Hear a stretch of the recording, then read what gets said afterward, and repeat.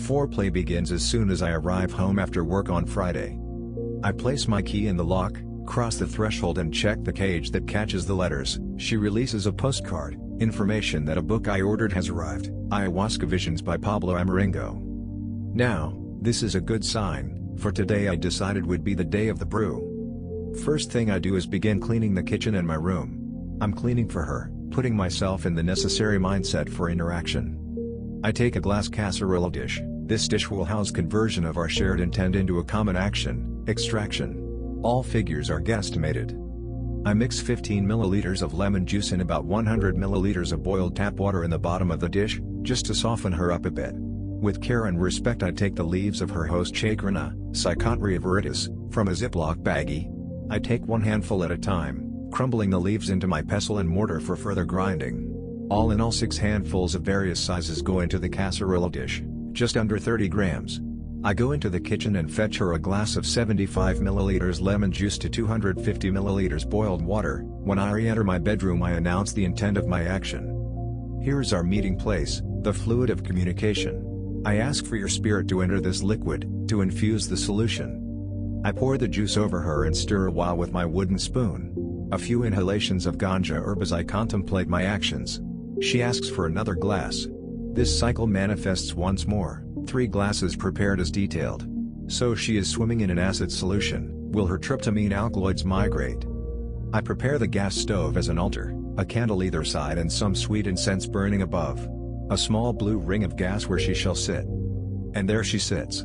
I stir her occasionally over the course of the next 5 hours. The murky white of the acid solution has turned a deep red-brown by the end of her slow simmer. I edge off the lid slightly, leaving a small gap to prevent the flow of plant material as I pour the liquid into a glass saucepan. I resubmerge her body in a solution of approximately 150 milliliters lemon juice to 500 milliliters of boiled water and ask her soul to migrate. She simmers as I sleep. Blessed be. I awake and perform another pour-off into the saucepan. I leave the extracted solution uncovered, with just enough heat to create a spiraling expulsion of steam where her aqueous solution meets the air. One last extraction is set into action, this time about 100 milliliters lemon juice in 400 milliliters boiled water. I leave the following words, and the cosmic circle cross, inscribed upon a post-it note for her protection. Leave. Brew. Be. Becoming. And I set off to acquire some more ganja to burn as I work. On my way back home I purchase a measuring jug and a funnel as well as the necessary food supplies for a comfortable night's camping. The final simmer ends after 5 hours. I add this last extraction, still reasonably deep in color, to the others and continue boiling her off. I take an old pillowcase and cut off a corner, scooping the sodden plant material from the casserole bowl and placing it inside. I squeeze her body in my fist and watch her soul emerge from between my fingers and flow below into the saucepan. I do not discard the leftover plant material but decide to pack it in my bag. Out of respect I cannot chuck it away. I must take it with me and lay it to rest, return it to the cycle somehow. I leave the culmination of my efforts, a thick, about fruit juice consistency, suspension of red-brown particles, to boil down some more while I prepare for the voyage. I pack my white linen trousers and my orange poncho with ritual intent. I pack a bunch of other clothes to keep me warm, and a sleeping bag to contain my body while mind wanders. I take some personal power objects, 2 Buddha for insight and protection, 2 crystals for focus, a special stick with which to stir fire and direct will. I also pack The Active Side of Infinity by Carlos Castaneda to read should I need, and some paper upon which to write if it feels right. Last thing in the bag is my pestle and mortar and a baggie containing about 10 grams of Syrian rue, Paganum harmala. I follow her delicate spiritual fragrance into my kitchen. She sits on the stove deep red-brown and steaming. I place my face above her liquid body and breathe in her ever-flowing breath, bless my head in her steam. As I return some breath to her I open my eyes. I see the sight of my eye cast in light, reflected from her shining surface. The volume of the Chacrana extraction is down to just over a pint. I want to boil it off some more. Surely I can't get a whole pint down? But the last bus to my destination is not far from departure. I pour it from the saucepan into the measuring jug and finally through the funnel, fitted with a pillowcase filter, into a clean plastic bottle. I have to say my attempt at filtration is poor. She is too viscous to pass through the tight crosshatch of the cotton any faster than a drip of minute dash. This will not do. I have bus to catch. I end up giving her a helping hand by picking up the folded cotton triangle and giving it a shake, then a squeeze. A few moments later I have this divine DMT solution contained in a bottle, and an old section of pillowcase covered in a thick layer of red-brown plant bits. The foreplay is almost over. I set off for Shell Bay. So here I am, somewhere between the start of the story and sitting here typing it. The wind is blowing my locks in all directions, massaging my skull. The bus stops to pick up some more passengers. I take advantage of this brief respite from the wind to light a small spliff. Ah! The joys of the open-top bus. I'm transported from the town center to Sandbanks Ferry via the Bournemouth coastal roads. A sporadically clouded sky seems closer than usual, the clouds almost touchable. And so I board the ferry with a hot chocolate in my hand, my first food today but for water and fruit, and I watch as we retreat from the mainland. A short crossing to the other side, a peninsula of sand, beaches surround and heather plains inland. Swampy copses hold themselves around the veins of water passing through to the sea. Lone trees are suggestive of Africa, but this is a place of deer and hare, gull, crow, and butterfly, red ants and wildflowers. I trek a short distance along the beach before I reach my turn inland, passing down sandy paths through purple heather and yellow gauze, towards my destination, a circular dune rooted by plants and built up by the wind's own hand, its medium sand. I arrive, giving my praises and blessings to this magical place. I place my heavy baggage in a heather bush and go off to forage for firewood. There are some felled birch, dried by the sun and hollow from the wind, that yield one good load, all I shall require for a small ceremonial fire. I also find some nice sections of bark that I take with the intention of painting upon. I dump my firewood at the dune and begin slowly unfolding myself into my surroundings. I spread my poncho not far from the intended site of the fire. Here I sit and smoke up a haze while I clarify my intent. I intend to initiate myself fully into the life I have been cultivating, to become closer to what I am. I intend to transmit perfect peace and love to all capable of reception, and that is all. I read a chapter from Castaneda's book, The Intent of Infinity. It is most apt to my current situation. Unfolding some more involves placing an effigy of Buddha in the raised center of the dune, facing the soon-to-set sun. I place another Buddha on the wall of the dune, facing the sea, our town in the direction of the rising sun. I place my 2 crystals on the bark I collected earlier, either side of me, perpendicular to the line of the Buddha. I mark the side of the fire with my special stick, drawing a circle, round and round, then I mark the cross through its center. Blessed be. I make 3 more inscriptions of the cosmic circle cross in the sand around my poncho. The circle above my head finds a shell at its center. I leave it be. Praise thee. Here and now I take out the Chakranab Brew and place it beside me. Here and now I take out the Syrian Rue and place it beside me. I place 2 palm-sized measurings of rue into the pestle and mortar and begin the grind. I manage to crush a good few of the tough little seeds as the sun moves closer to the horizon. Anticipation rising. There are a few dark clouds collecting at the edges of an otherwise inviting sky. I have no tent with me and decide to voice my intention that the weather stays good. I intend that the sky stays clear, no rain on me, the stars shall shine through. I praise thee and send my blessings to you. I feel strange immediately after having spoken this. Had I supposed to interfere beyond a respectful level? Was I a fool to ask such a significant force to keep such an insignificant thing as me from the damp? Was being wet really all that bad? I calm my nervous ego by formulating a deal with the unknown. A spell for protection. I pray for protection from the forces of peace and love. Should I be given it, I shall endeavor to ensure I am always worthy of protection in the eyes of perfect peace and love profound. This certainly worked to calm a nervous ego. I believe it also goes beyond. I take a healthy pinch of peganum between 3 fingers and my thumb, estimated amount just over 1 gram, place it in my mouth and swill it back with water. It is bitter and earthy, but it goes down and stays down without a quibble.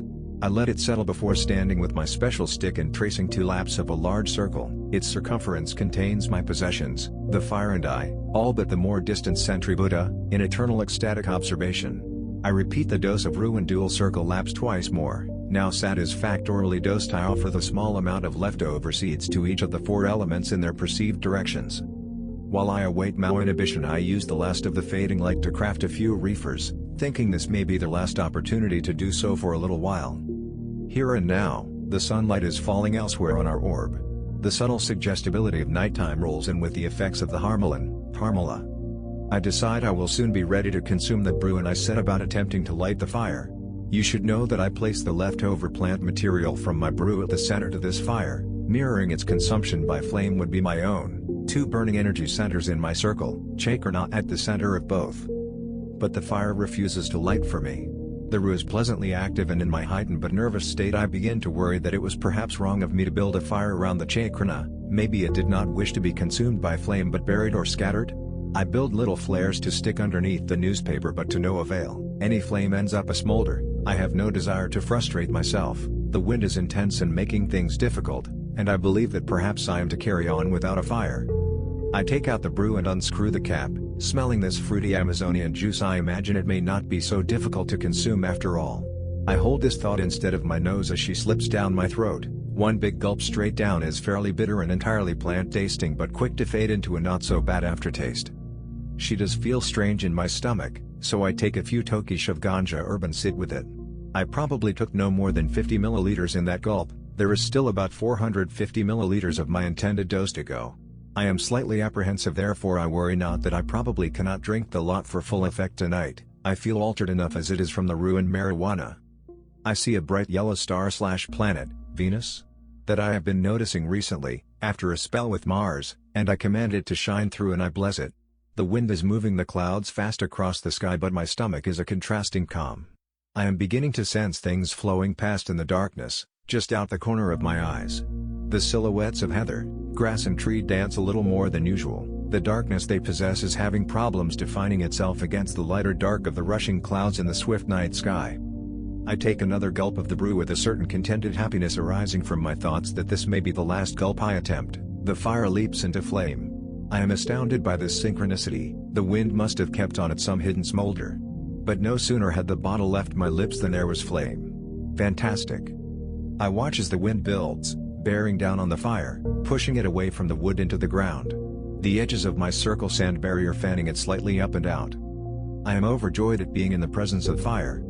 I am Aries, particularly attuned to this element. I restate my intent of transmitting peace and love, receiving power and protection. Reforming myself as that which I know I am, that which I know I can be. I sense so profoundly that I recall seeing a shockwave rainbow of ripples emanating out from the boundary of the larger circle I had drawn.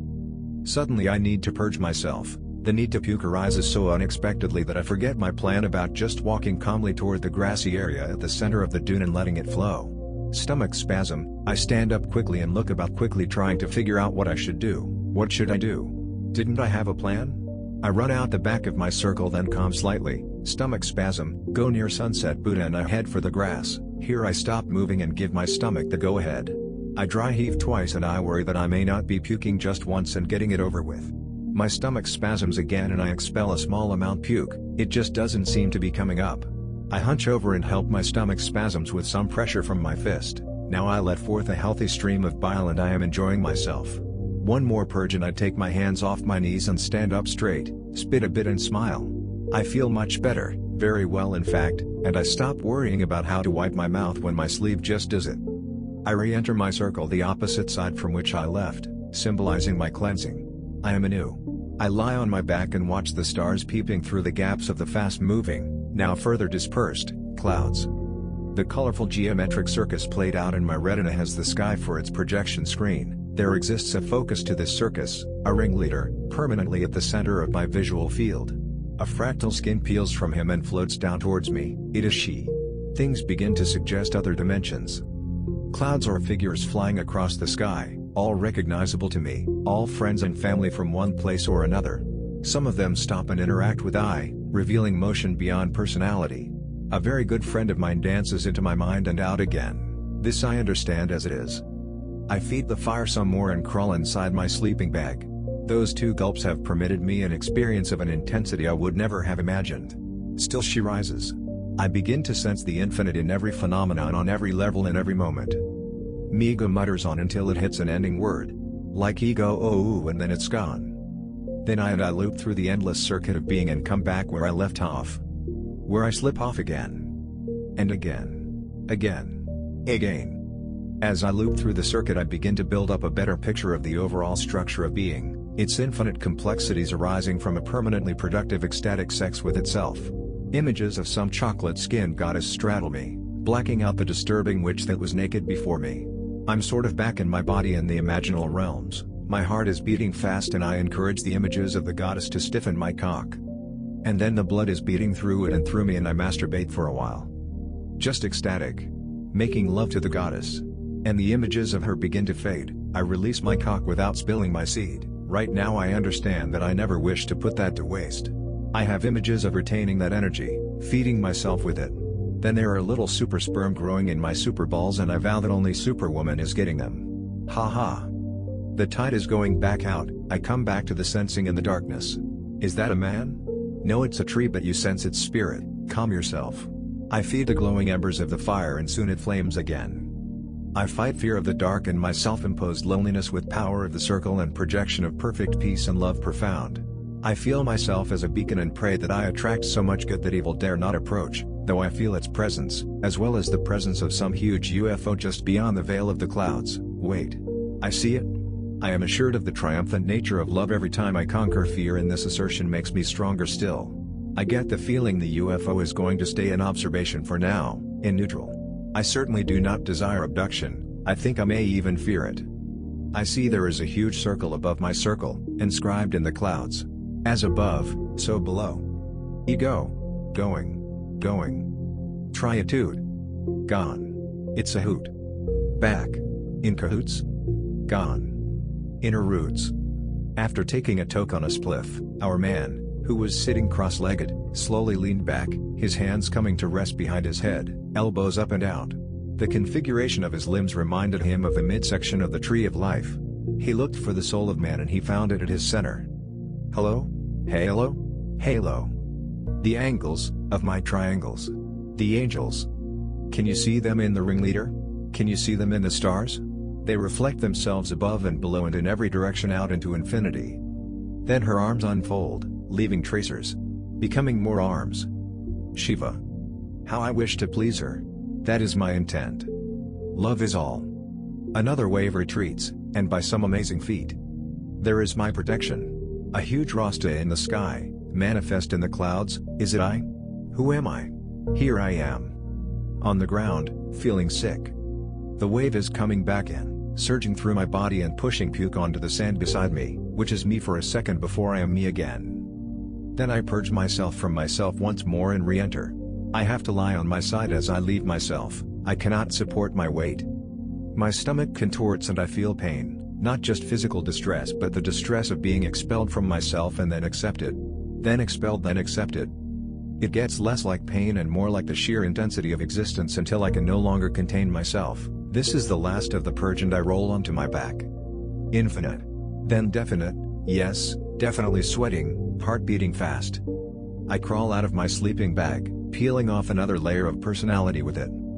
Depth perception and angles are all sorts because I am perceiving from so many places. Taking off a jumper is a transcendental delight because I am perceiving from so many dimensions. Still I sweat. Is this dizziness? No.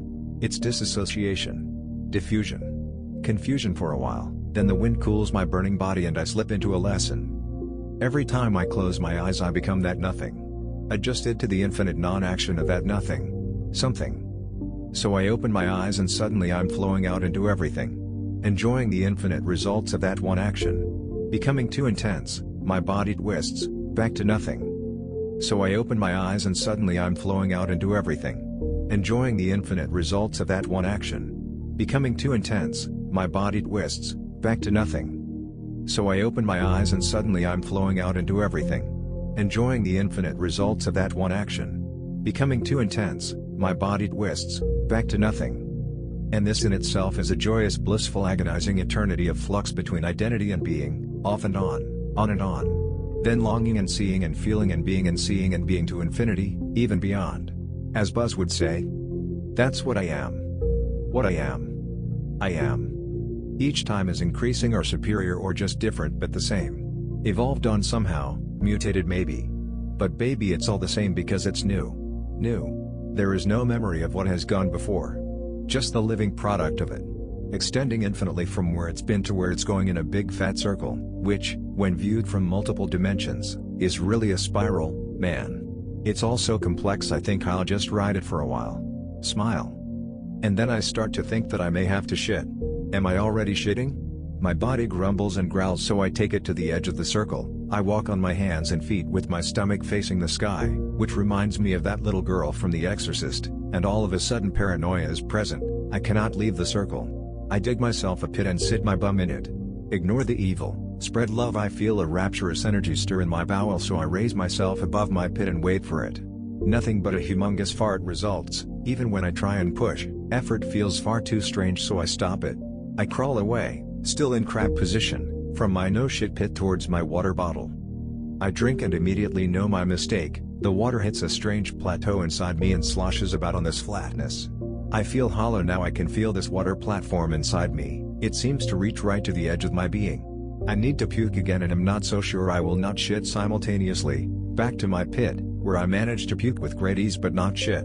This whole experience is rather disconcerting, all events being scrutinized by a vivid awareness, all infected with a subtle paranoia, shit and puke and an irrational fear of death. Poor little Migo. I cast a spell while my butt is submerged in sand. I ask to be grounded. I can hardly deal with this constant barrage of spiritual physicality.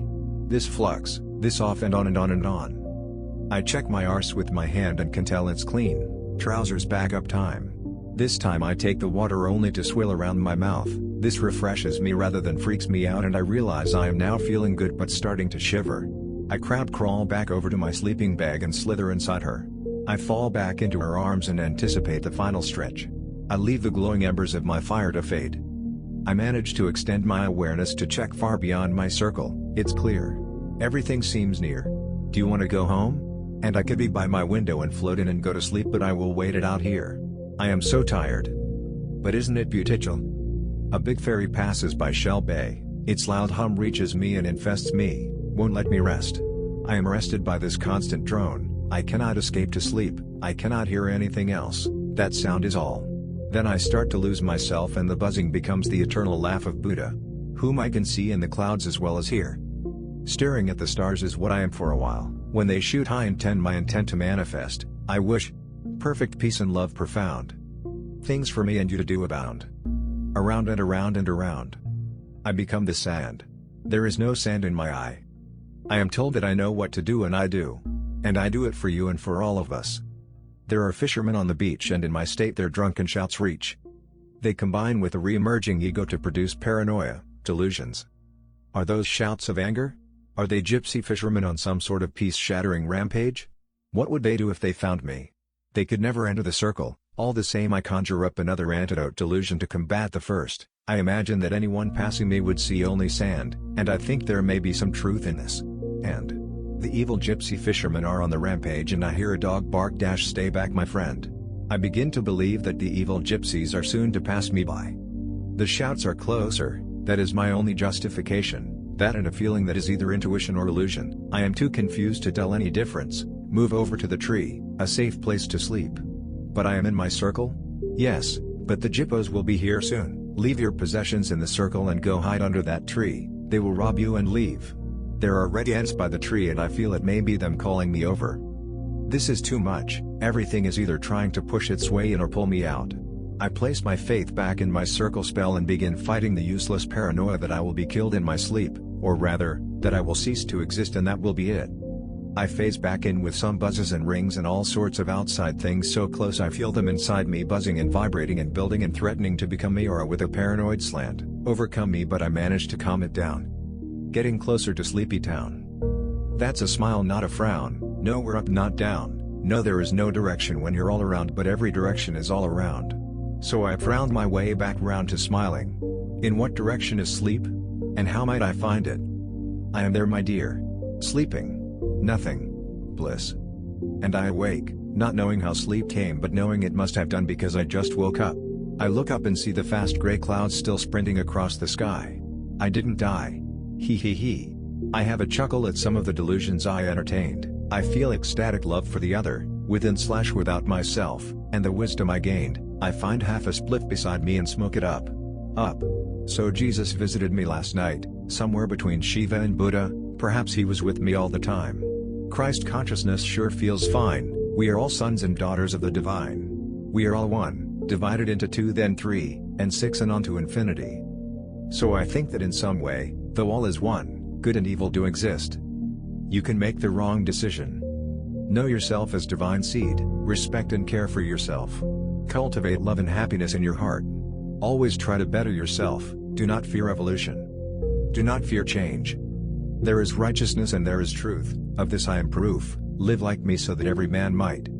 This is what Christ means to me, this is what I hear when I speak his name. If you do not agree, then remember you are not me.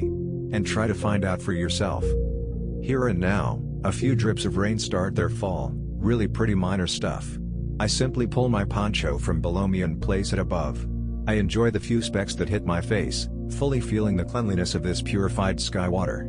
Praise thee and blessed be. I see Isis rises. She pops out from behind a cloud and I bless her, sleeping satellite. Master of the night dash. Intuition she emanates, guiding me in the suggestible darkness. I see her now in the light of day. In a new way. Contemplation protects the intuition she emits. Contemplate, reflect upon, her reflection of the sun. Of the soul of man. Man. Everything is relative. We are all relatives. I begin folding myself away, leaving some here but taking some with me. The circle that surrounds me remains unbroken, of the smaller circle crosses only the one at my head remains, I must have slithered over the other two. I take the shell from its center, leaving my blessing in its place. I feel very special and remain highly sensitive to the ecstasy of existence. The soft rain pitters out. Dark clouds cling to the distant horizon, however, here above me, blue skies, still hinting at sunrise, prevail. Until the great is indeed draw the veil. So I begin my trek back along the beach, seemingly lighter on my feet, but I know I weigh the same, calm, easy, firm steps that roll smoothly from heel to ball and back again. All I have to do is pay attention, who accepts his own utilization as payment. As I watch the fantastic peninsula shrink away from me, the huge underwater chains that drag this ferry along clank and chatter, I am stunned into silence. It is golden. Crossing the channel. I'm back on the other side. I sit under a tree while the sky decides to drip a little. As I await the appearance of my bus ride home, I watch the cars queuing up, ready to board the ferry. An old gray-haired man is mingling with the stalled vehicles. He is collecting for a cancer charity. I see him approach a few windows. Often an arm will drop some cash into his bucket. Other times people will get out their cars and deliver a donation to him. Here I see him fighting cancer, not through donation to research, but by allowing those tormented non-thinkers to drop their guilt into an old man's bucket. He allows these people some release from their tension and guilt, the root of all tumor. And so they give to him, to feel a little better themselves. But this is a brief respite, and soon their frustration will build again and they will find themselves overly emotional, perhaps ill.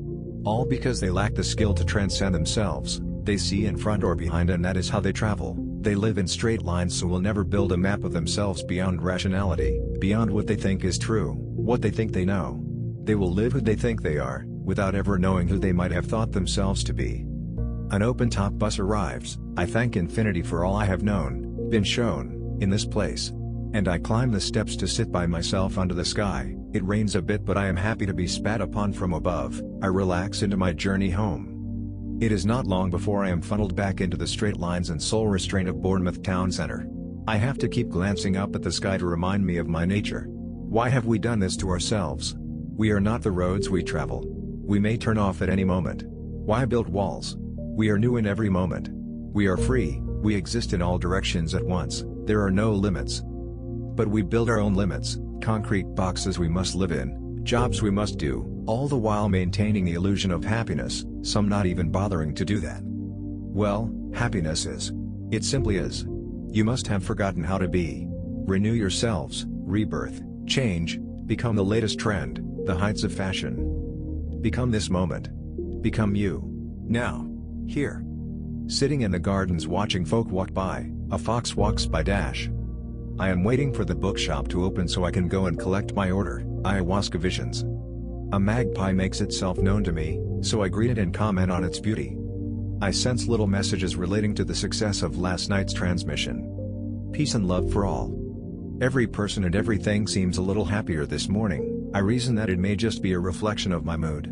I keep on reasoning, even if it is a mere reflection of my mood, I can be sure that it is happening. I can be sure that I owe it to myself and to others to put myself in this mood as often as possible, for this feeling is contagious. This feeling is attractive. This feeling is attraction in non-action. Perfect passive peace-filled love. The Sunday shop's open and I go to pick up my book. I really feel nervous about having to say ayahuasca visions out loud in a crowded shop. I feel nervous because I'm thinking about the spirits, considering my respect for them, not because I will surely come across like some mad triphead in front of the shop assistant. I am physically shaking as I tell him I have ordered a book, and I start to think that all this apprehension is actually a result of the intense significance of this moment, a significance I am only too aware of. A result of the vast web of interconnectivity that receiving this book at this moment in my life symbolizes. He asks for my name instead of the title of the book, and soon he is handing me a large glossy paperback with some fantastic depiction of the infinite beaming out at me from its front cover. Blessed be and praises to thee. May I find the lock with my key. May the door swing on open for me. May I pass through all limits and be free. Can I do this and still remain me? No? Yourself? Know yourself. Silly persistently pushes perfect peace and love profound to all brothers and sisters.